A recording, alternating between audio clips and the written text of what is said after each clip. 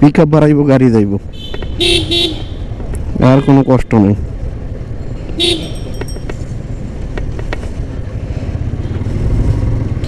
আমার max speed থাকে ওগুলোতে 80-90 এরকম।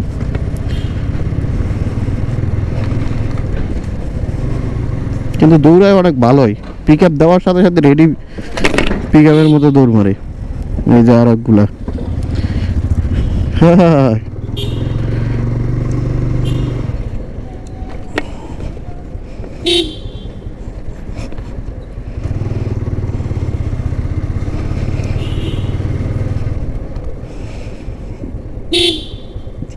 এই মোড়গুলো ঘুরার সময় অবশ্যই হর্ন দিবেন আর অনেক স্লো রাইড করবেন, কারণ এখানে আপনার অটো রিক্সা আছে, গাড়ি আছে, মাইক্রো আছে, পায়ে চালিত রিক্সা আছে, যখন তখন হুট করে মনে করেন মাইরা দিবেন।